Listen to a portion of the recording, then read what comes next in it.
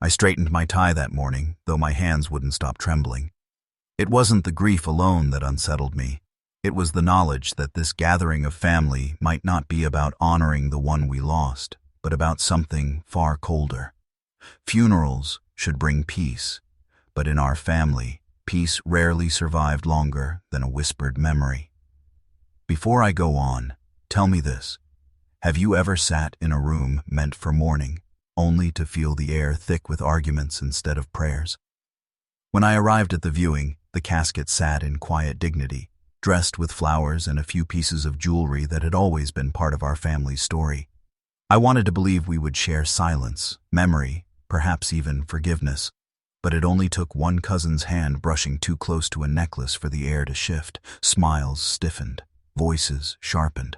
What should have been a farewell began to feel like a trial, and I knew then that grief was not the only thing we had come to bury. The moment that necklace shifted beneath someone's fingers, I knew the day would not remain solemn. You could hear it in the quiet intake of breath, see it in the way shoulders stiffened, and feel it in the glance people gave each other, half challenge, half accusation. Death should have sealed old fights, but here it seemed to pry them back open. I stood by the wall, close enough to the casket to keep watch, but far enough to pretend I wasn't guarding anything. It wasn't the jewels I feared losing. It was the dignity of the room. My mind kept circling back to the flowers, white petals already wilting, and how their softness seemed more honest than any words my family had managed to say to each other. One cousin cleared her throat, as if she had a right to speak on behalf of the dead. She pointed at the ring on my mother's finger, saying it was promised to her years ago. Another relative snapped back before I could even draw a breath. That's how it always started in our family, not with reason, but with claims thrown like stones. I wanted to interrupt, to remind them whose body lay before us, but my voice felt trapped. It wasn't fear exactly, it was weariness. I had spent decades watching these same people twist small grievances into full wars, and today was no different. The truth is, jewelry was never just decoration in our house. Each piece carried a story, a burden almost. My mother wore them at weddings, at gatherings, at nights when she wanted to remind the world she had survived more than most could bear. To see them reduced to bargaining chips broke something inside me. I remembered one night years back when my mother handed me a brooch to polish. She told me it wasn't about gold or stones, but about memory, the hands that fastened it, the faces that looked upon it. And yet, standing there in the funeral home, I wondered if anyone remembered that part. The voices rose, low at first, then sharper. My cousin insisted the necklace had been spoken for. Another rolled her eyes and muttered that promises meant nothing without proof. I could almost hear my mother laughing at the absurdity, except she wasn't here to laugh. Her silence was the loudest thing in the room. I caught myself staring at the ceiling, trying to distract my thoughts. That's when I noticed it. A small camera tucked into the corner above the casket. At first, I thought little of it, just some precaution by the funeral home. But the sight lodged in my mind. It felt like an eye watching everything, one that could not be bribed or swayed by anger. Still, I didn't speak of it. Not yet. The argument grew legs, moving from one piece to another. Earrings, bracelets, even a simple chain none of them had ever admired in life became suddenly valuable. I wanted to shout, to demand silence, but instead, I stood frozen, my grief battling with disappointment. My gaze kept returning to my mother's hands, folded neatly as if she were still praying. The ring they argued over gleamed faintly under the light. It had been my father's gift, given when times were lean, but hope was plenty. That ring had survived layoffs, debts, illnesses, and storms. Now it was just another token for greedy hands. A nephew I barely recognized leaned forward, almost touching it. My breath caught, but then he pulled back, muttering about respect. Though his eyes betrayed something else, I felt the room tilt with suspicion. At that moment, I realized the funeral wasn't about goodbye anymore. It was about claim and counterclaim, about who could twist grief into entitlement. And I, standing quietly at the edge, was left to decide whether silence would protect dignity or allow it to be destroyed completely. It would have been easy to dismiss the argument as heat of the moment, but I knew better. In my family, words rarely disappeared once spoken. They lingered, growing sharper with time. What started with a necklace was only the surface. The real fight had been smoldering for years, waiting for the right excuse to flare. I could hear it in the way my aunt muttered, "She always favored you," as though we were children again, fighting for attention at the dinner table. That phrase had been used so often in my life it felt like a second name. Favoritism, real or imagined, was the wound none of us had ever stopped scratching. I stood there, pretending to adjust my sleeve, but my mind ran backward. I remembered being 12, standing in the kitchen while my mother gave a cousin an envelope of money. I had asked for anything, but that night I heard my name in whispers, how I was spoiled, how I got more than others. The truth was, I got nothing extra, except resentment. Now, decades later, the same chorus was being sung, only louder, only meaner. The jewelry was just the instrument. The real music was bitterness. One cousin leaned close to me, her voice low but pointed. "You knew about this, didn't you? You planned for her to wear those pieces." It wasn't a question. It was an accusation. I shook my head, but it didn't matter. In their eyes, my silence was proof. The funeral director walked past with a tray of water glasses, and for a moment the room steadied, voices dropping. But as soon as he left, the words returned, heavier than before. Someone brought up the house my mother almost sold years ago. Someone else mentioned loans never paid back. With each memory, another stone was thrown, and I could feel myself shrinking into the corner. It's strange how grief changes people, or maybe it just reveals them. In the quiet between arguments, I caught glimpses of faces I had known my entire life. They looked older, harder, as if disappointment had carved lines deeper than age ever could. I remembered birthdays when someone didn't show up, weddings where gifts never arrived, promises that sounded grand but ended hollow. All those years had led here to a circle of people fighting over trinkets while the person we lost lay only inches away. Someone raised their voice, accusing another of stealing memories. That phrase stuck with me, because it wasn't just about metal and stone. It was about the feeling that someone else had been chosen, someone else had been remembered more. My mind drifted again to nights when my mother told me stories of her own youth. She came from less than nothing, working through hunger, patching her own shoes. Jewelry for her was never about wealth. It was proof she had climbed out of the pit she was born into. She never said it aloud, but I think each piece was a victory she carried on her body. Hearing my relatives fight over them felt like watching strangers tear pages out of her diary.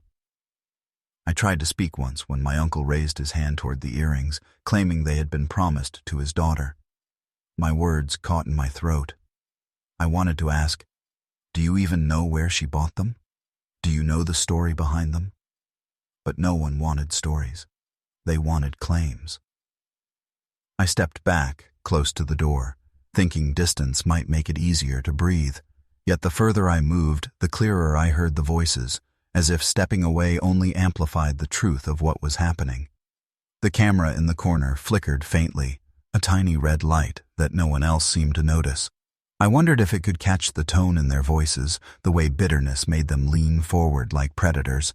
Machines record pictures, but could they capture intent? I wasn't sure. The fight shifted again, from jewelry to memories. My cousin said, "She never loved me the way she loved you." The words came out trembling, almost like a confession.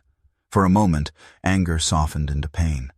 I recognized that pain because I had felt it too, though I had never dared to say it aloud. That moment almost changed the room. Almost. But someone laughed, dismissing the confession as drama. And just like that, tenderness closed and fury returned. I thought about leaving. I thought about walking out and carrying my grief somewhere private. But part of me felt chained to the floor, like leaving would mean surrendering the truth to the loudest voices. So I stayed, silent, watching the storm build around a body that deserved better. The moment the first raised voice cut through the air, I knew there was no turning back. For hours, the fight had hovered under the surface, sharp words hidden inside whispers, but now it exploded, raw and unfiltered. My aunt stood in front of the casket, finger pointing at my cousin like a weapon. "You took what wasn't yours." The words struck harder than they sounded.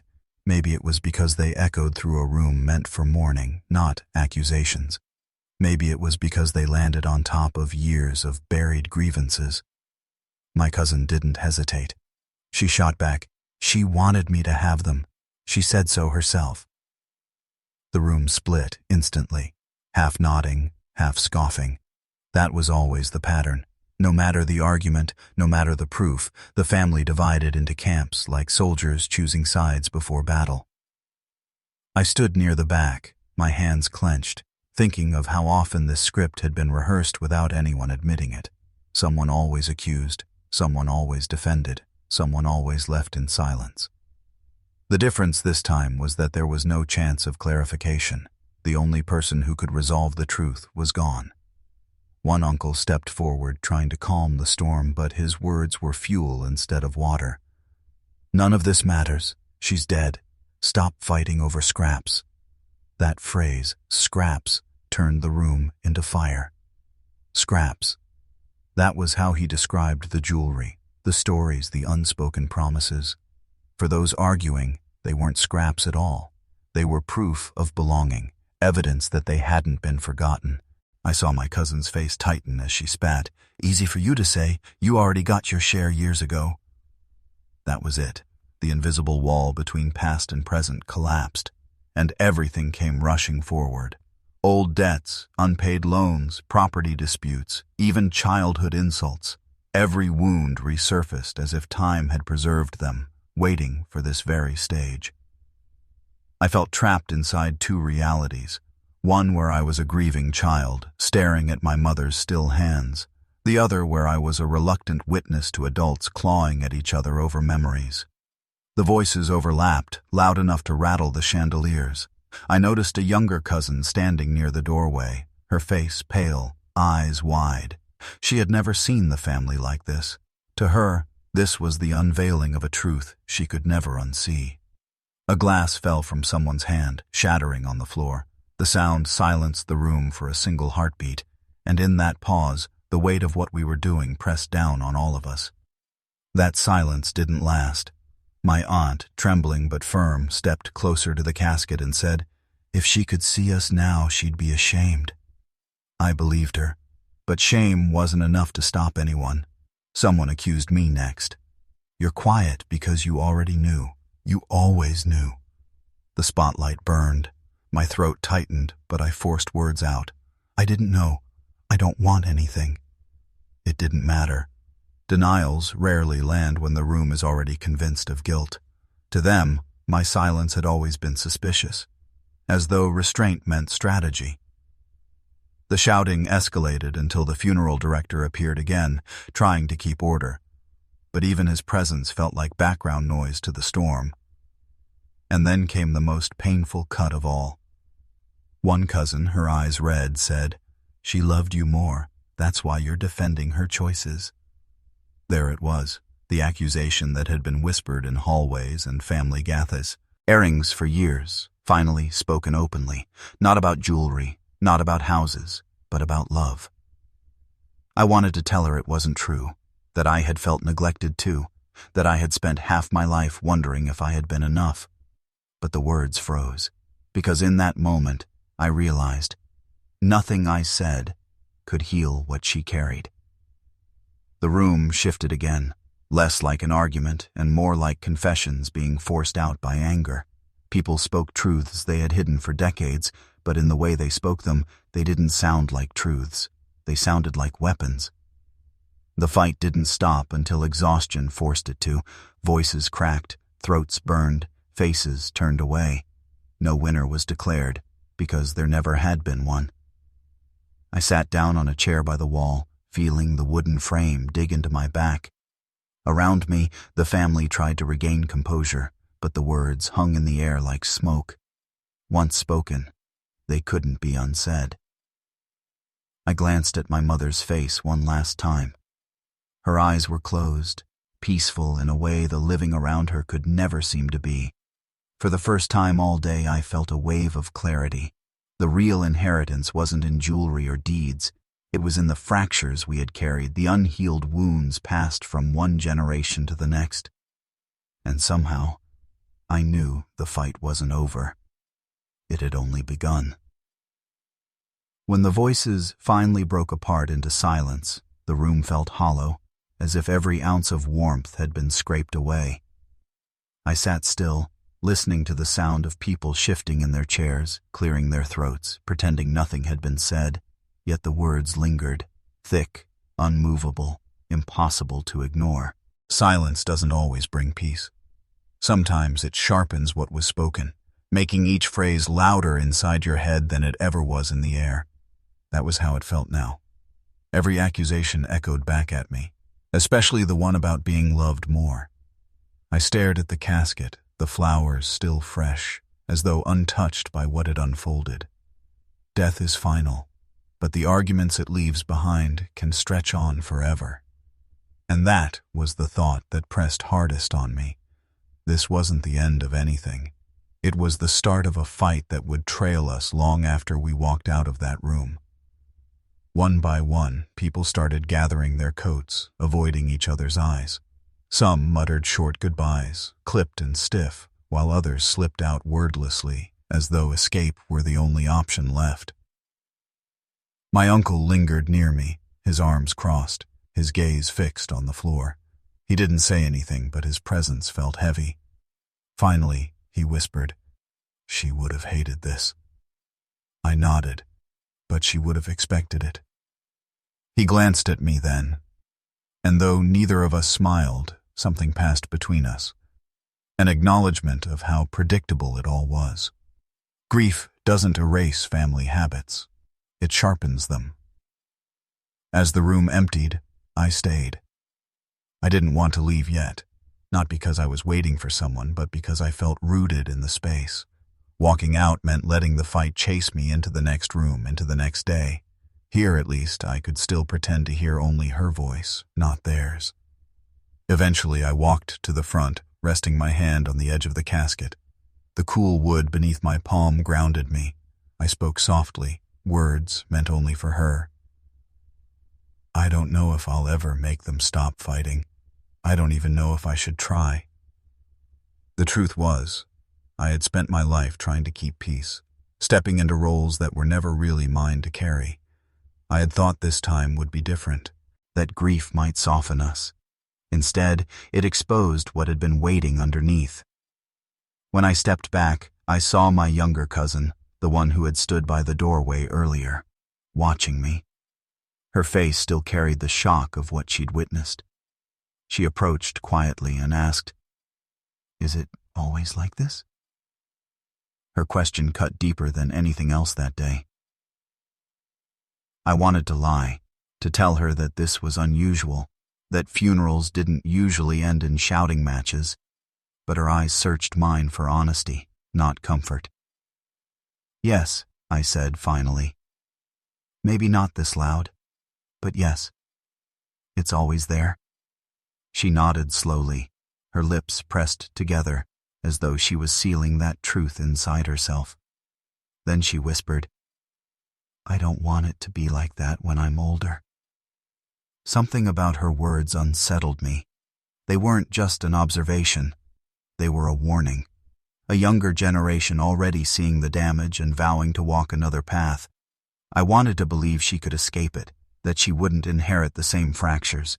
But family has a way of passing down more than we realize. When she left, I stayed behind again. The funeral director returned, reminding me gently that the building was closing soon. I nodded, taking one last look at the flowers, the photographs, the stillness of her face. Outside, the air was cool, carrying the weight of dusk. Relatives stood in clusters in the parking lot, avoiding one another as much as possible, yet still tethered by the fact that we all carried the same blood. I passed them without speaking, not out of anger, but because I had no words left that could make sense of what had unfolded. Driving home, my thoughts circled the same question. What does it mean to carry dignity when those around you seem intent on stripping it away? For years, I had told myself that my role was to absorb the blows, to keep quiet so the fire didn't spread further. But silence hadn't worked. The fire burned anyway, and all I had done was let it consume me slowly. By the time I reached home, the night had grown deep. I sat in my car for a long while, staring at the porch light, unwilling to move. The house felt different now, heavier. Every room inside it was lined with reminders of her, photographs, dishes, the smell of her favorite tea still lingering in the kitchen. But the house also carried the shadows of what had just happened, the arguments, the betrayals, the desperate clinging to objects as though they could replace love. I went inside and sat at the table, hands folded, eyes fixed on nothing. For the first time all day, tears came, not from grief alone, but from the realization that our family might never recover. Still, as the tears passed, another thought followed, quieter but steadier. Maybe recovery wasn't the point. Maybe the lesson was different. Maybe it was about choosing not to repeat the cycle, about listening to the younger cousin's words and deciding that dignity could survive if at least one person refused to let it be stolen. I didn't know what that would look like yet, but as I sat there in the silence of my own home, I made a promise to myself. The fight would not define me. I would not let inheritance of objects, of grudges, of broken loyalties be the only story passed down. What that promise would cost, I couldn't yet see. But for the first time in years, the weight didn't feel unbearable. It felt like a beginning. I didn't sleep much that night. Every time I closed my eyes, the argument replayed. Raised voices, accusations, the sudden hush that followed. It was like my mind refused to file the day away as finished. The more I tried to quiet it, the louder it became. By morning, I knew I couldn't just sit back and let the memory harden into another wound. Something had shifted in me after the talk with my younger cousin. Her words had stuck, sharper than any accusation. I don't want it to be like that when I'm older. It wasn't just her wish, it was a challenge. If I truly meant to honor her and the one we had buried, then I had to test whether change was even possible. So I made a choice. I wouldn't wait for the next fight to drag me in. I would speak first, not as a referee, not as someone begging for peace, but as someone who had finally grown tired of silence. At breakfast, I sat at the same table where my mother had once served us pancakes, laughter carrying across the plates. Now the table was smaller, emptier, but the echoes were still there if I let myself hear them. I pulled out a notebook and began writing. Not a letter exactly, more like a set of truths I hadn't spoken aloud. I wrote about the necklace, about how it had never been meant to divide us. I wrote about the way grief twisted us into enemies. And I wrote about the promise I had made to myself, that I would not carry this fight forward. The words came slowly, uneven at first, but once they began to take shape, I realized how long they had been waiting to leave me. By the time I stopped, my coffee had gone cold. Later that day, I called my sister. She didn't answer, which didn't surprise me, but I left a message. We can't keep going like this. I know you're angry, and maybe you'll stay angry, but I need you to know. I'm not fighting over her jewelry or her will or any of it. I'm not going to let objects decide who we are to each other. You can call me when you're ready. My hand trembled as I hung up, not from fear of her response, but from the weight of finally saying it out loud. That evening, I drove to see my uncle. He was sitting on his porch, as he often did, smoking a cigarette and staring at the street. When he saw me, he gave a small nod, but said nothing. I sat beside him. For a while, we just listened to the hum of passing cars. Then I said, "She deserved better than what we gave her yesterday." He exhaled slowly. "She did. But you know how this family is." "I do," I said. "But I don't want it to stay that way. Not for me. Not for the kids watching us." He studied me, his expression unreadable. Finally, he said, "You think you can fix it?" No, I admitted. I don't think it can be fixed, but I think it can be faced. And maybe that's enough. He didn't answer right away. Then, with a sigh, he stubbed out his cigarette. If you start something, don't expect anyone to thank you for it. They'll probably hate you more. I know, I said. But if it means she's not remembered as the reason we fell apart, then I can live with that. For the first time that day, he looked at me with something like respect. It wasn't encouragement exactly, but it was acknowledgement.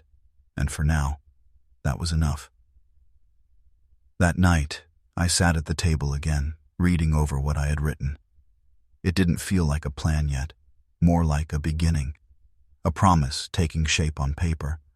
But promises, I knew, had power, even if only for the person who made them. The next step, I decided, was harder. I would have to gather them, siblings, cousins, uncles, and I'd say what I needed to say out loud. Not at a funeral, not at a wake, not in the heat of another argument, but in a room where we could face each other without excuses. The thought of it terrified me. I could already picture the scoffs, the dismissals, the anger. But beneath the fear was something steadier, the belief that this was the only way to stop the cycle from swallowing us whole. As I turned off the light and prepared for another restless night, I realized I was no longer haunted only by the fight. I was haunted by the possibility of change and the risk it carried. The hardest part wasn't deciding to speak. The hardest part was convincing myself to make the call. I sat with the phone in my hand for nearly an hour, scrolling through names that carried more history than I could bear. Each one was a reminder of an unfinished argument, a sharp word, or a silence that had stretched too long. Finally, I stopped on my sister's number. I pressed it before I could lose my nerve. When she answered, her tone was clipped. "What do you want?" I took a breath. "I want us to sit down. All of us.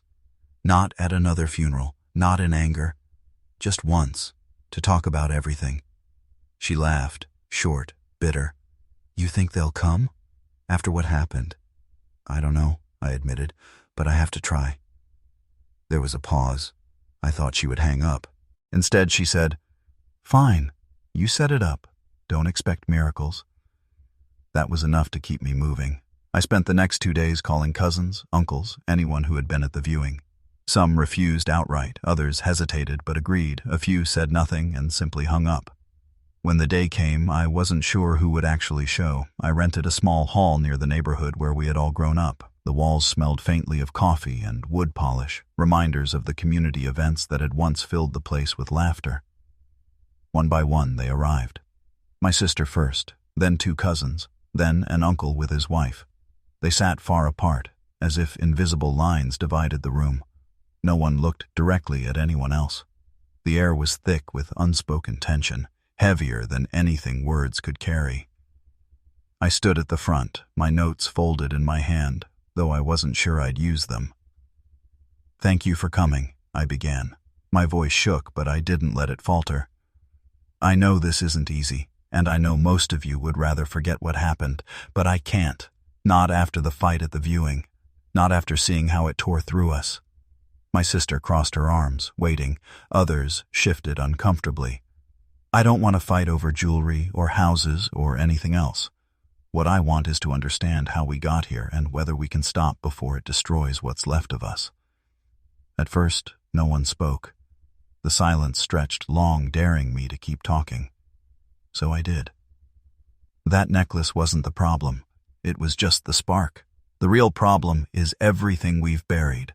The grudges, the debts, the way we've measured love in objects instead of memories. My uncle finally broke the silence. "You think one meeting's going to fix decades of bad blood?" "No," I said plainly, "but I think one meeting can be the first time we don't pretend it doesn't exist." That struck something.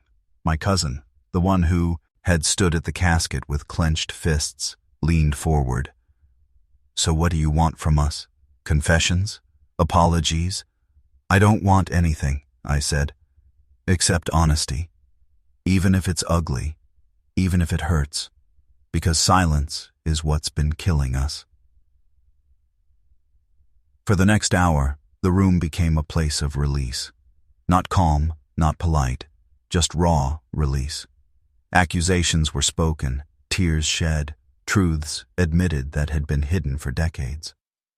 One cousin confessed to pawning off family heirlooms years ago when money ran thin. Another admitted they had always resented how much attention my mother gave me. My sister said she had felt invisible, always standing in my shadow, even as adults. The words cut deep, but I didn't stop them. I let them come, like a storm that had to run its course. At one point, the voices rose so high I thought the meeting would collapse into another fight, but something shifted. Instead of storming out, people stayed. Instead of letting insults end the night, they lingered long enough for the edge of the anger to dull. By the end, the room was quieter, not peaceful, but quieter. No one embraced, no one forgave, but they hadn't left. I looked around at the tired faces, the heavy eyes, and realized this was only the beginning. The cracks were still there, but at least we had finally seen them for what they were. As people filed out, my sister lingered. She didn't smile, but she said, "I didn't think you had it in you." I answered softly, "Neither did I." And for the first time since the viewing, I felt like maybe, just maybe, the silence had started to break. The hall emptied, but the words they had left behind stayed with me. They hung in the air long after the chairs were stacked and the lights were shut off. I carried them home like weights in my chest, every sentence replayed as if I were still standing at the front, watching their faces twist between anger and grief. That night, I didn't sleep. I sat at the kitchen table with a cup of cold coffee, staring at the wood grain and wondering what any of it had meant. Yes, they had spoken. Yes, we had survived one evening without fists or slammed doors, but survival wasn't healing. It wasn't forgiveness. It was just survival. I thought about my mother, about the way she had always believed that family could find its way back no matter how far apart it drifted. Would she have called that meeting a victory, or just another reminder of how much had been lost? The necklace seemed so small now compared to the weight of what had spilled out. Still, I couldn't let myself regret the choice. If nothing else, the silence had cracked, and cracks, even when jagged, let the light in. The following morning, I decided to walk through the old neighborhood. Sometimes retracing familiar ground reminded me of what mattered. The streets hadn't changed much. Same corner store, same graffiti on the walls, same rusted swings in the park. But what had shifted was me. I looked at every landmark not as scenery, but as proof that we had once shared a life before greed and suspicion had carved us apart. At the park, I saw two kids playing near the swings. One had a stick, and they were fighting over it as though it were treasure. The smaller child let go first, and instead of sulking, he laughed and ran off. The older one dropped the stick and chased him, both of them shouting in bursts of joy. I stood there longer than I meant to, thinking about how simple it could be if people didn't cling so hard to being right, to being owed. When I got home, my phone buzzed. It was a text from my cousin, the same one who had admitted pawning heirlooms years back. I didn't mean to hurt anyone. I was desperate. That was all it said, but I read it a dozen times. It wasn't an apology, not exactly, but it was the first attempt at connection I had seen in years. Later that week, my sister called. Her voice was softer this time, though still guarded. "I don't know why you keep pushing," she said. "It's not like we'll ever be what we were." "I know," I told her, "but maybe we don't have to be. Maybe we just stop getting worse." She didn't answer right away. Then, quietly, she said, "That would be enough." It struck me that maybe I had been chasing the wrong outcome. I kept thinking of reconciliation as some grand moment where hugs would replace anger and everyone would walk away whole again. But maybe reconciliation was just less damage. Maybe it was finding the smallest points of contact and holding on to them before they disappeared altogether. In the evenings, I started writing, not for anyone else, just for me. I wrote down every memory I could still recall of my parents, the little things that never made it into the arguments. The way my father whistled when he came home from work. The way my mother used to hum when she cooked. The times the family had gathered without bitterness, when the laughter had been real. The writing didn't erase the pain, but it reminded me of why I had fought so hard to gather everyone. I didn't want those memories to be buried under resentment. I wanted at least some of them to survive.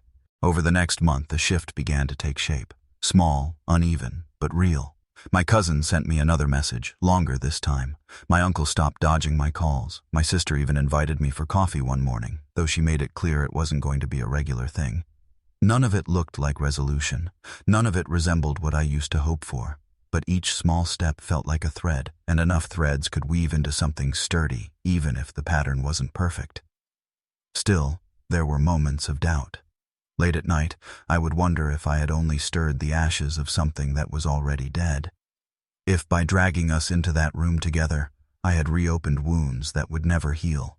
But then I remembered the sound of voices in that hall. Angry, yes, but alive. Alive in a way silence could never be. One evening, while cleaning out a drawer, I found an old photograph. It showed the family at a barbecue, everyone crowded around a picnic table, smiling without hesitation. My mother's hand rested on my sister's shoulder. My uncle's arm was slung around my father's chair. No one looked like strangers. I slipped the photo into an envelope and mailed it to my sister with no note inside. 2 days later, she sent me a picture of it pinned to her refrigerator. Beneath it, she had written 3 words. I remember too. That was the moment I realized something important. Reconciliation isn't about returning to what was. It's about choosing to carry forward what still can be saved. And sometimes that choice doesn't come with applause or even acknowledgement. It comes quietly, like a photo taped to a fridge. I don't know if we'll ever sit around the same table again. I don't know if the anger will ever fully dissolve. But I do know this. We are no longer pretending nothing is broken. And for me, that truth, however fragile, is enough to keep trying.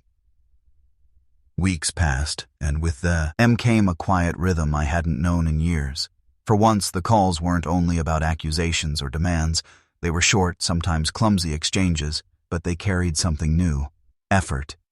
Even if it was fragile, even if it might collapse tomorrow, it was there. And effort, in families like mine, often felt rarer than love itself. Yet I kept asking myself, was this enough? Or was I clinging to scraps, fooling myself into thinking that scraps could build a whole? That question didn't leave me, not in the mornings when I made coffee, not in the evenings when I wrote down more memories in my notebook. One Saturday, I sat outside on the porch watching the sun slip low across the neighborhood roofs. The air was calm, but my thoughts weren't. It struck me that I had spent months fighting for a future that looked like the past. But the past wasn't coming back, and maybe it didn't need to. Maybe my task was to decide what kind of future I could live with. That thought turned into a test I gave myself. If I never spoke to some of them again, could I accept it? And if so, who did I still need? Who was worth the work, the patience, the countless conversations that often ended with more silence than resolution? The answer surprised me. It wasn't the people I expected. The ones who had shouted loudest at the meeting or made the sharpest accusations. It was the ones who, in small ways, reached out without being asked. The cousin who sent those hesitant texts. The sister who admitted we might never be the same but still met me for coffee. They had shown me something I couldn't ignore. Choice. They were choosing to try. The others, maybe they never would. And for the first time I realized I could let them go. That didn't mean hate. It didn't mean erasing them from my story. It just meant accepting that not every door would reopen, and not every wound would heal. One evening, I sat at the same table where my mother had once laid out her will. I spread my notes across the surface, pages filled with family history, memories, letters unsent. Looking at it all, I realized I wasn't only recording the past. I was deciding how I wanted to carry it forward. That I chose 3 envelopes. In one, I placed the photograph I had kept for myself, the barbecue where everyone smiled without hesitation. In the second, I placed a copy of my mother's letter, the one where she had written about fairness, about wanting us to share not just things but lives. And in the third, I wrote my own letter, short and plain. I can't rebuild what we lost, but I can carry what's left. If you want to carry it too, I'll meet you halfway. That I mailed those envelopes to 3 people, my sister, my cousin, and my uncle. Not the whole family.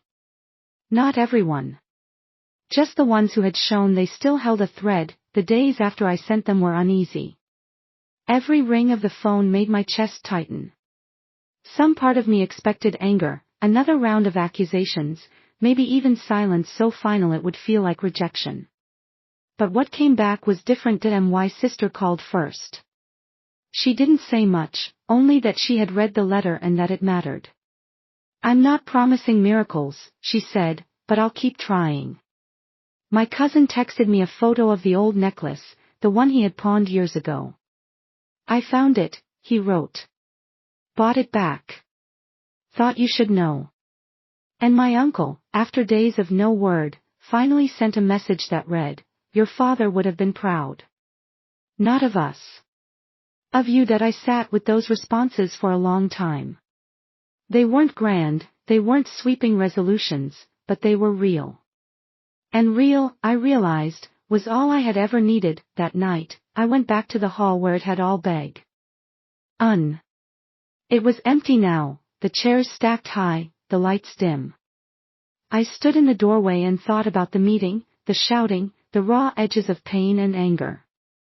It hadn't healed us, not in the way I once dreamed. But it had started something. It had forced us to face what we had tried so hard to bury. Walking out, I didn't feel triumphant. What I felt was steadier, more honest. I no longer carried the hope of fixing everyone, of restoring something perfect. Instead, I carried the knowledge that I had done what I could. That I had tried, not once, not in desperation, but fully. And that, finally, was enough, because reconciliation, I had learned, isn't about forcing broken pieces to look like they once did. It's about deciding which pieces you're willing to carry, and with whom. And as I closed the hall door behind me, I knew the ones who had answered, sister, cousin, uncle, would be enough to keep moving forward. That I often wondered how stories like ours ended. Did they stop in silence, each person drifting away until the memories faded? Or did they reach some tidy resolution, like the ones in books where families find each other again in the last chapter? The truth, I've learned, lies somewhere between. Endings are not final in families. They are pauses, breaths between storms, and sometimes, the beginning of something smaller but steadier. After mailing those letters and hearing back from the few who answered, I stopped waiting on the rest. For years, my life had been about chasing after people who had already decided what they wanted from me. Now, I decided what I wanted from them. And what I wanted was peace. That it didn't come all at once. At first, it was just the absence of dread when the phone rang. Later, it was sitting across from my sister, sipping coffee without every sentence circling back to old debts or unhealed insults. Peace wasn't grand, it was ordinary. But ordinary, I realized, had been missing for too long. Still, there were nights when the anger crept back. I would think of that viewing, the jewelry, the shouting, the shame. I would see my relatives' hands reaching, not for comfort, but for possessions. And I would ask myself if forgiveness meant forgetting. The answer I came to was no. Forgiveness meant choosing to carry the memory without letting it poison the present. Forgetting was impossible, but remembering with a softer edge, that was within reach. One afternoon, I returned to the cemetery. The flowers from the funeral had long wilted, replaced by fresh arrangements from strangers whose grief was newer. I stood by the headstone and spoke aloud, though no one else was there. I told her, the one we had gathered for, that I had tried. That I had done everything I could to honor her wish for fairness. That, in the end, I had chosen to keep what mattered most, the truth. That I thought of the camera above the casket, the unblinking eye that had caught everything. At first, it felt like a symbol of shame, proof of how low we had sunk. But standing there, I saw it differently. It hadn't only exposed betrayal, it had forced us to face it. Without that, maybe the lies would have lived on, unchallenged.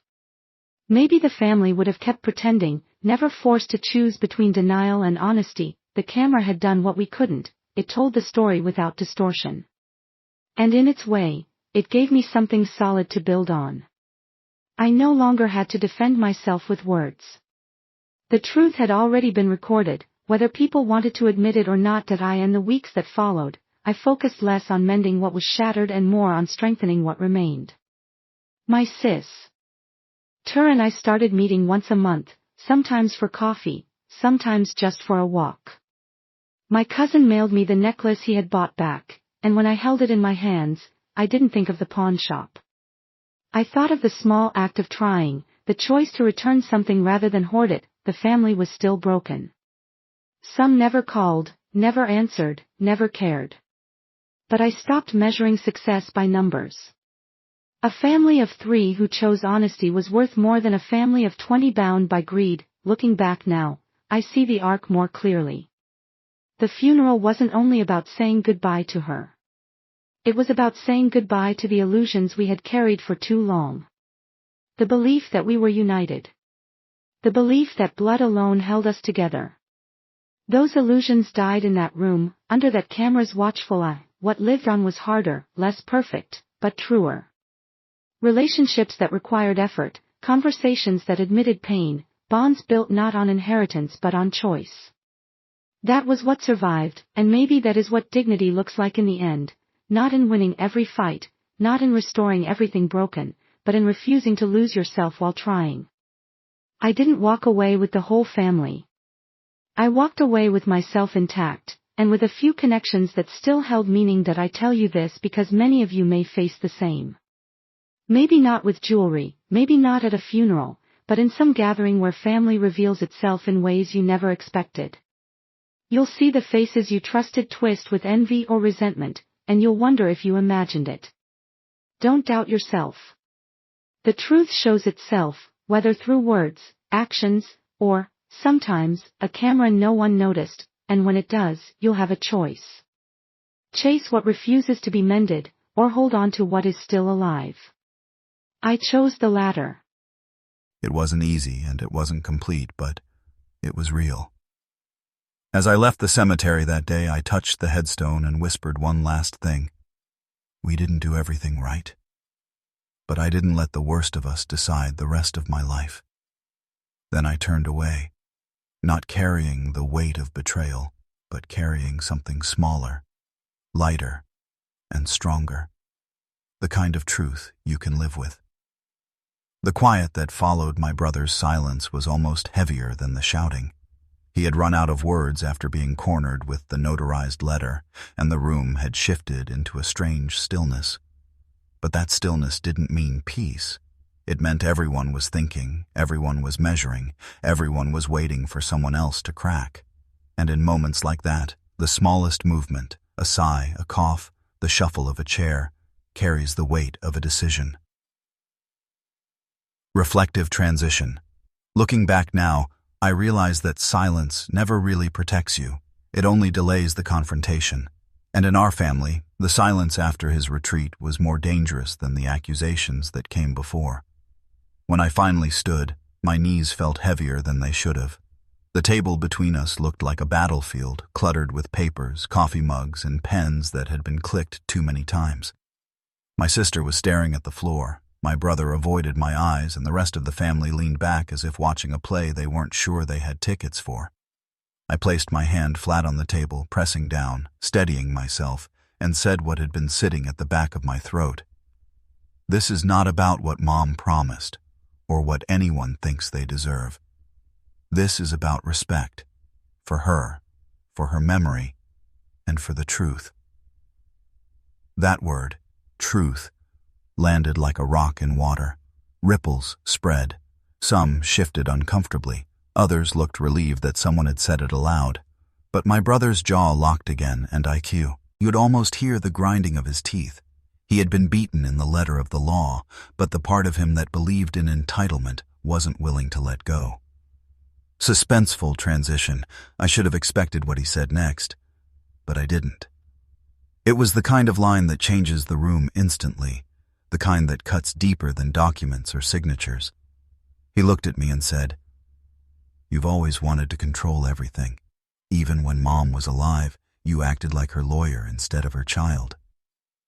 The sting wasn't in the words themselves, but in how many heads slightly nodded around the table. Not in agreement with him exactly, but in acknowledgement that there had been truth hidden in the way I'd handled things. For a second I wanted to shout back, defend myself, throw all the years of caretaking in his face, remind everyone who had been there for Mom when she was sick, who paid the bills when she couldn't, who sat with her at night when the medication made her restless. But shouting would have given him exactly what he wanted. Instead, I breathed in and let the silence hang again. Only this time, I chose it. I didn't act like her lawyer, I said quietly. I acted like her child who refused to see her cheated, even in her last years. If that makes you uncomfortable, maybe ask yourself why. My words didn't end the argument, but they shifted it. The attention moved off him, and he hated that. He left the table abruptly, chair screeching against the floor, and slammed the door behind him. Conversational transition. You'd think that would be the end of it, but families don't unravel in clean lines. When one person storms out, the others are left to fill the space, to choose sides without admitting they're doing it. My sister spoke for the first time in an hour. Her voice was soft but cutting. "You both sound like you're fighting over objects, not her. She would hate this." And just like that, the guilt came flooding into the room. Everyone stared at the table again, as if the wood grain could distract from the truth of what she said. The rest of that evening blurred. Papers were folded, coffee cups emptied, and no real conclusion was reached. But the fractures were undeniable. Families don't break in one night, but they bend, and that night we bent farther than I ever thought possible. Later, when I was alone, I replayed every word. The promises, the accusations, the silence. I thought about Mom and how she used to say that people reveal their true selves when they believe no one is watching. I wondered what she would have thought of us, her children fighting over cars and bus passes while her memory sat like a ghost in the corner. The hardest part wasn't the fight itself. It was knowing the fight had only begun. Documents can end legal battles, but they don't end resentment. And resentment lingers like smoke after a fire. It gets into your clothes, your skin, even your breath. I knew that the next confrontation wouldn't be about the car or the bus pass. It would be about something deeper, something harder to name. The years of imbalance, the buried grievances, the weight of love twisted into obligation. And as I lay awake that night, staring at the ceiling, I realized this wasn't the end of the story. It was only the pause before the next chapter. The night after my brother stormed out, the house felt different. Even with the lights off and the doors shut, there was a tension that clung to the air like humidity. I couldn't shake the feeling that every creak of the floorboards was a reminder that this story wasn't finished. I had tried to tell myself that the notarized letter would end it, that facts would stand taller than emotions, but family rarely works that way. Reflective transition. Sometimes the hardest battles aren't about proof or paperwork. They're about wounds that existed long before anyone put a signature on a line. The following morning, my sister called me. Her voice was calm, but underneath it I could hear the same restlessness that had kept me awake. She didn't want another fight, but she also didn't want things left unresolved. "He's angry," she said, "but it's not just about the car. You know that, right?" I told her I did, though saying it aloud made it harder to ignore. She asked me to meet her at the cafe where Mom used to sit on Sunday mornings. That place had always carried a strange mix of comfort and unease. Comfort because it was hers. Unease because sitting there without her always made the absence louder. When I walked in, my sister already had 2 cups of coffee on the table. She looked tired, not from lack of sleep, but from years of trying to mediate between people who never seemed ready to compromise. She leaned forward and said, "We can't let this keep dragging us apart. He thinks you're trying to erase him from everything. He doesn't see it as fairness. He sees it as punishment." Suspenseful transition. Her words didn't surprise me, but what she slid across the table next did. It wasn't another legal document. It was something far more dangerous, something written in Mom's handwriting. It was a note, folded and worn from being carried too many times. At the top it read, "If they fight, remind them." Beneath that, a paragraph about how she wanted each of us to find peace, not war. She hadn't left specific instructions about cars or bus passes in this note, only a plea that we remember we were family first. I stared at the words, my chest tightening. I didn't know whether to feel comforted or betrayed. Comforted that she had thought about us, even in her last days. Betrayed that she had left us something so open-ended, something that could be twisted by anyone who wanted to claim her intentions. My sister whispered, "I kept this back because I didn't want it thrown around like evidence. But maybe it's time." For a moment, I couldn't speak. The note made everything messier. The notarized letter was clear, final. This note was emotional, ambiguous, and dangerous in the wrong hands. If my brother saw it, he would latch onto it as proof that Mom wanted things shared differently. Conversational transition. I told her exactly that. I didn't raise my voice, but I laid it out plainly. This note could undo everything. She nodded, almost as if she had expected me to say that. "That's the problem," she said. "We're all so focused on what could undo us that we've forgotten what could hold us together." We sat in silence, both staring at the note. The edges were frayed, the ink faded in spots where tears had probably fallen when Mom wrote it. I thought about her hand gripping the pen, about the quiet moment she must have taken to decide these were the words she wanted to leave behind. For the first time, I wondered if winning the argument was less important than honoring that moment. But then the practical part of me, the one who had watched too many family disputes turn ugly, reminded me that emotions don't settle debts, and vague notes don't stand in court. When I left the cafe, I carried a copy of the note with me. My sister insisted I keep it close, not as ammunition, but as a reminder of why we were even sitting at these tables, signing these papers, breaking these bonds. That night, I placed the copy in my drawer. I didn't show it to anyone else, but I knew the time was coming when it would surface, and when it did, it would either heal us or fracture us beyond repair. Suspenseful transition. What I didn't know then was that my brother already suspected its existence. And when he found out the truth, the storm that followed would make our earlier fights look like whispers. I should have known that secrets like that don't stay buried. A note written in Mom's own hand was too powerful to remain hidden. My brother called 2 nights later, his voice steady in a way that felt rehearsed. He didn't ask about the car or the bus pass this time. He asked me directly, "What else did she leave behind that you haven't shown me?" The silence that followed was heavier than the question. I knew then he already had some idea of the truth. Reflective transition.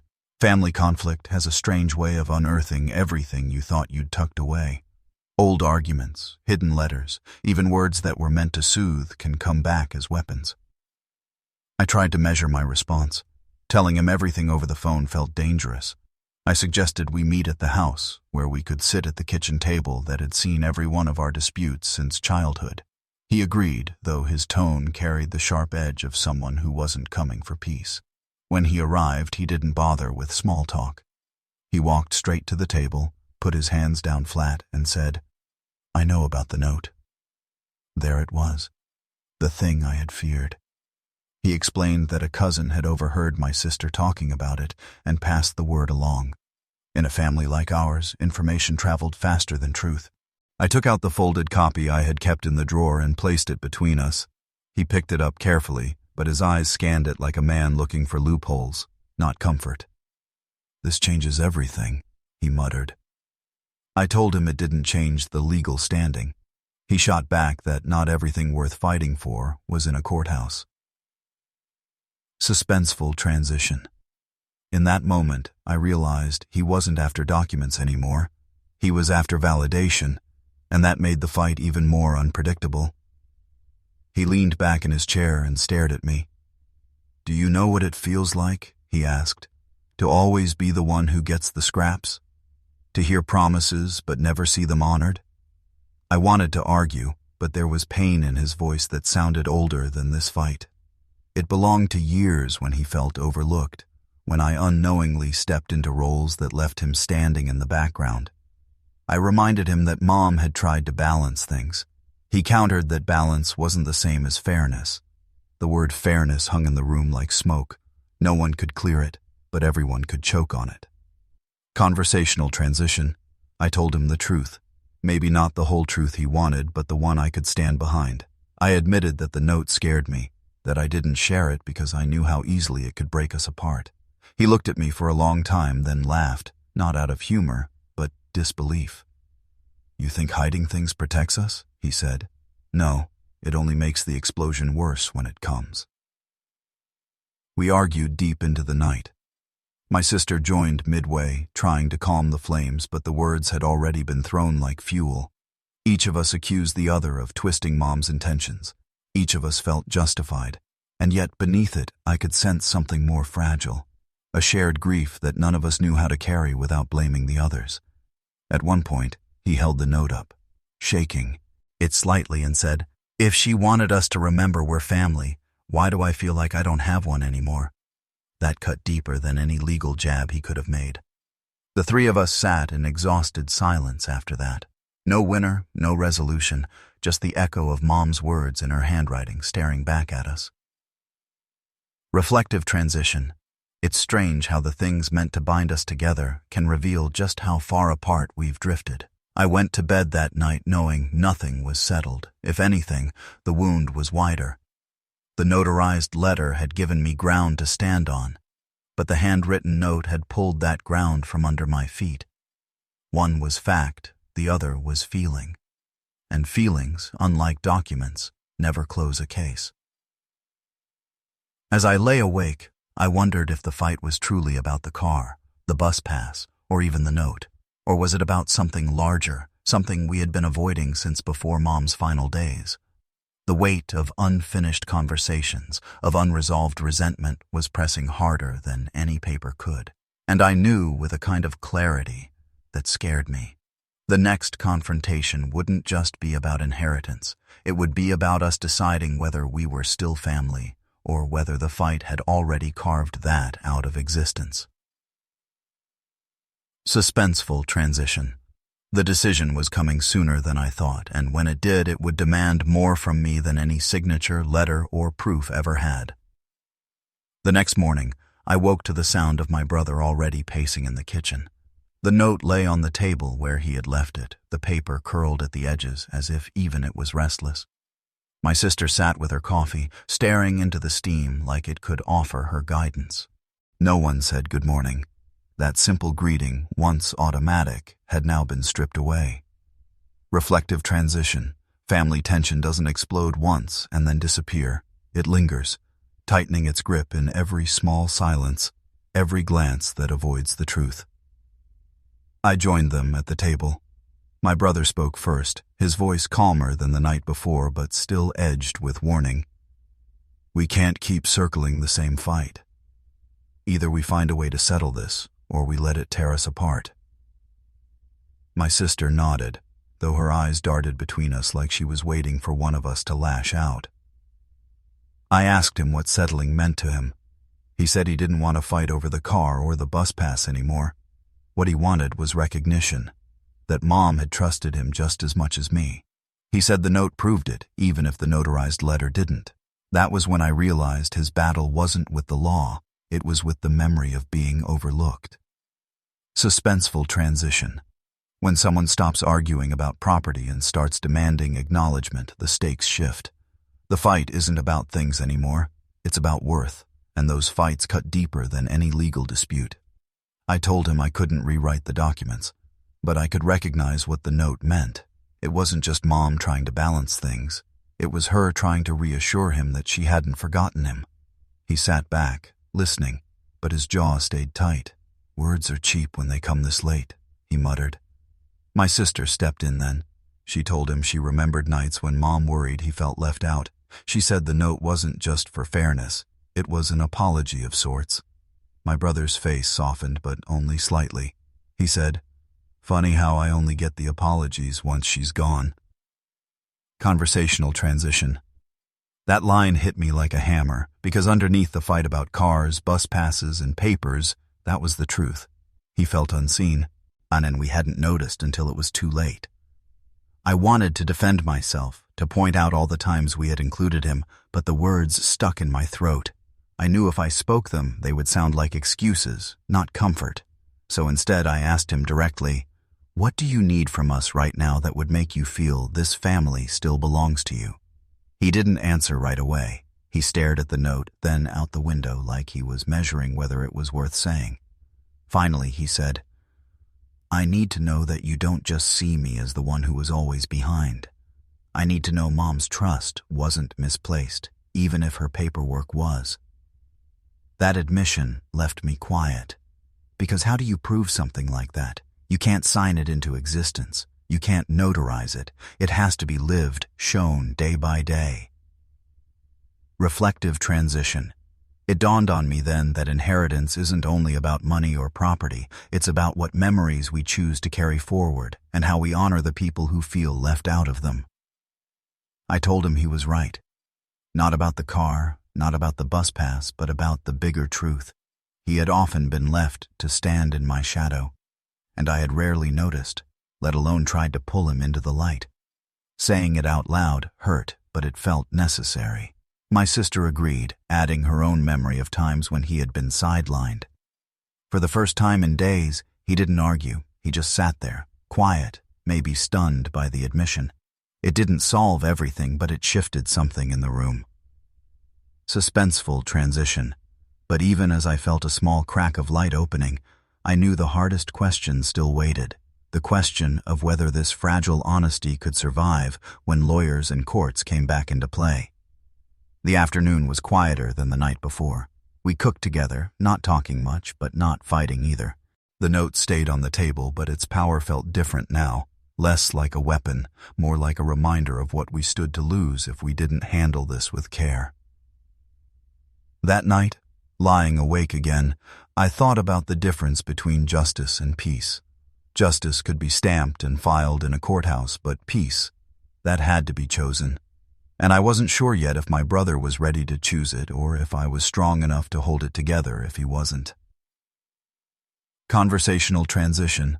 I guess that's the part they never tell you about family battles. You might win the papers, but lose the people. And if you lose the people, what did you really win? The next day began with a kind of uneasy calm. My brother avoided eye contact, though he sat at the same table as the rest of us. My sister moved about the kitchen like a referee, placing coffee mugs and plates as if dividing territory. I sat quietly, watching, knowing any word could shift the balance back into chaos. Reflective transition. Calm after conflict doesn't mean peace. It often means everyone is too tired to fight, but the tension still hovers, waiting for someone to strike the first spark. Later that morning, the phone rang. It was the lawyer's office reminding us that a follow-up meeting was scheduled for the end of the week. The reminder alone tightened the air in the room. My brother clenched his jaw, muttered something under his breath, and walked outside. My sister groaned softly, whispering, "This again." I followed him out to the porch. He leaned against the railing, arms crossed, staring out at the street like he was counting cars to stay calm. I asked him if he wanted me to cancel the meeting. He shook his head. "No, we can't avoid it. But don't expect me to just nod along while the papers erase me." Suspenseful transition. His words told me exactly what I feared. The fight wasn't cooling off. It was only waiting for the next stage. And that stage would be a room where the law held more weight than memory. That night, I couldn't sleep. I kept turning over the same thought. How do you walk into a lawyer's office as siblings and walk out still family? The last meeting had left us raw. Another one could finish what little trust remained. I considered calling the lawyer myself, asking for advice on how to prevent the conversation from turning personal. But then I stopped, because wasn't it already personal? Every paper was tied to our mother, every word tied to years of history. Conversational transition. You can't separate the legal from the emotional when the ink on the page is soaked in family history. And maybe that's why these fights never stay clean. The next morning, my brother surprised me. He sat down across from me with the note in his hand. He slid it across the table. "I've been thinking," he said. "If this note means anything to you, then you'll help me get it acknowledged in the meeting, not as law, but as proof that Mom wanted me to have something more than scraps." I picked up the paper.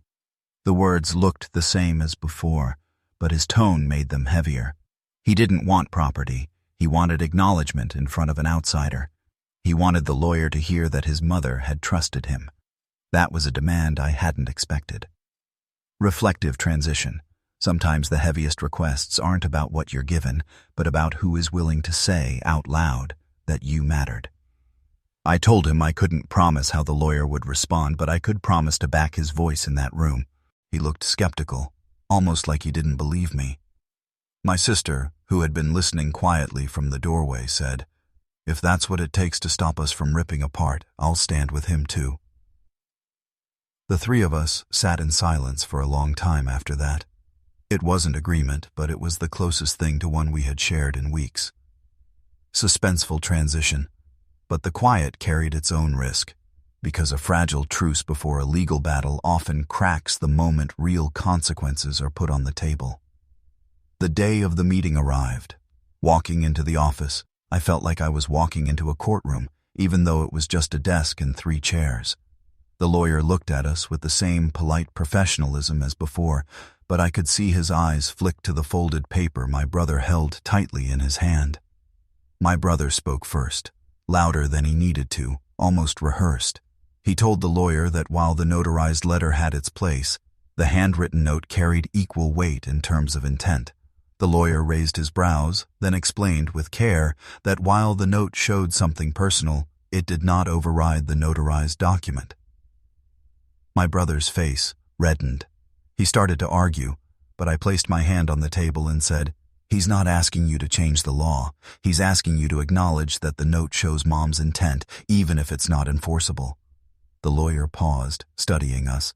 Then he nodded slowly. "I can write a memorandum for the file, noting that this document reflects the mother's wishes. It won't change the distribution, but it will be attached to the record." Reflective transition. That moment was small in legal terms, but massive in human terms, because acknowledgement, once written down, feels harder to ignore. My brother's shoulders relaxed slightly, though he still looked unsatisfied. The lawyer finalized some details, reminded us of Daedalus, Ines, and then the meeting ended. When we walked out, no one spoke until we were back in the car. My sister broke the silence. "You got what you wanted," she said softly. My brother shook his head. "No, I got a footnote." He folded the note carefully and slid it into his pocket. Conversational transition. It's strange how even when you win a piece of what you fought for, it can still feel like losing because what you really wanted was impossible to give. That evening at home, I found myself staring at the family photo album. Page after page, there he was, standing next to me at graduations, sitting across at dinners, always present. Yet, in his mind, those pictures had never been proof enough. I realized then that this wasn't about cars or passes or notes. It was about a lifetime of feeling second. I closed the album and went to find him. He was outside again, sitting on the porch. I sat beside him. "I can't undo what's already been decided," I said, "but I can change how we go forward. I don't want you as a footnote. I want you as part of this family, not an afterthought." For once, he didn't argue. He just nodded, slowly, and we sat there in silence as the evening turned dark. The day after the lawyers' meeting, the house felt strangely quiet. Not the peaceful kind of quiet, but the sort that comes when everyone is replaying their words in their own heads. My brother kept pacing, my sister stayed busy with chores, and I sat at the table, waiting for someone to finally say what was on all our minds. Reflective transition. Silence doesn't mean resolution. It often means people are afraid to test whether the fragile ground they're standing on will hold. By late afternoon, my brother finally spoke. He asked me and my sister to sit down. His voice was firm, but there was no edge to it this time. He told us that while he was still angry about the way things had been written, he didn't want this fight to become the only memory we had of our mother's passing. He wanted to find a way to mark her life without attaching it to bitterness. My sister crossed her arms and leaned back. "And how do you imagine we do that?" she asked. My brother hesitated, then pulled the folded note from his pocket. He placed it on the table like it was the last card in his hand. "We honor this, not by fighting over it, but by making sure what she wrote is carried into something real." Suspenseful transition. I felt my pulse rise. Because sometimes the biggest conflicts don't come from the law, but from deciding whether a family can translate a dead parent's words into living action. He suggested using the bus pass he had inherited as part of something symbolic. "She wanted me to have it," he said. "So maybe we can frame it, hang it in the hallway, right next to her picture. That way, it isn't just mine, it's hers, and ours." At first I thought my sister would dismiss it as sentimental, but she surprised me. She nodded slowly and said, "That's not the worst idea." The way she said it carried more weight than it sounded. It was the first time she'd given ground without being pressed. Conversational transition. It's strange how small gestures, like a bus pass in a frame, can turn into lifelines when trust has been worn thin. The mood in the room shifted after that. We started talking about other memories, the ones that weren't tied to documents. My sister remembered how Mom used to cook a huge breakfast on Sundays, even if we weren't hungry. My brother laughed about how she'd scold him for leaving socks everywhere. I added how she used to stay up late waiting for me when I worked double shifts. It was the first time in weeks that we talked about Mom without turning it into an argument. Reflective transition. That shift reminded me that grief isn't just about what you lose. It's also about what you're willing to hold on to, even when it's fragile. The next morning, my brother asked me to come with him to the cemetery. We brought flowers, and he carried the note with him. Standing there, he read it out loud. His voice cracked a little, but he kept going. When he finished, he folded it carefully and tucked it back into his pocket. Then he looked at me and said, "I don't care what the lawyer writes in his file. This is what I'll remember." We stood in silence for a long time, the kind that didn't feel heavy this time. My sister joined us later, and together we placed the flowers on the grave. For once, nobody needed to argue. Suspenseful transition. But even as we stood there in rare peace, I knew the hardest part wasn't saying goodbye to Mom. It was figuring out how to carry her memory without letting it turn into another battlefield later. Back at the house, I decided to do something different. I went to the attic, pulled down the old photo boxes, and spread them across the living room floor. I told my siblings we should start building an album for Mom. Not just random snapshots, but a story of her life. At first, my brother shrugged like he didn't care, but before long he was laughing at an old picture of himself with a terrible haircut. My sister rolled her eyes, saying, "Mom loved that haircut. Don't pretend otherwise." For hours, we sorted pictures, telling stories we hadn't shared in years. It didn't erase the tension, but it gave us a place to put it, next to moments that mattered more. Conversational transition. Sometimes, building something together is the only way to stop tearing each other apart. As night fell, we agreed to keep meeting once a week to work on the album. My brother even offered to bring the note to add inside the cover, so it wouldn't just sit hidden in his pocket. My sister agreed, saying, "If we're going to fight about anything, let it be about which photos make the cut, not about who gets what." I smiled at that. It wasn't perfect. We still had the lawyer's deadlines, the paperwork, the legal realities. But for the first time, I felt like we were choosing to see each other as more than opponents. Reflective transition. And maybe that's the real inheritance. Not the property, not the documents, but the decision to carry forward something that doesn't tear us down. That night, I lay awake again, but not with the same dread as before. This time, I thought about how grief had forced us into corners, but memory had slowly pulled us back to the same table. I knew we weren't finished. Families rarely are. But I also knew that no matter what the paperwork said, we had already started writing a different ending for ourselves. In the end, dignity isn't something anyone can strip away. It's the one thing you hold on to when family, promises, and fairness are tested. This story was never just about a bus pass or a car. It was about respect, about whose word carries weight when the truth is dragged into the light.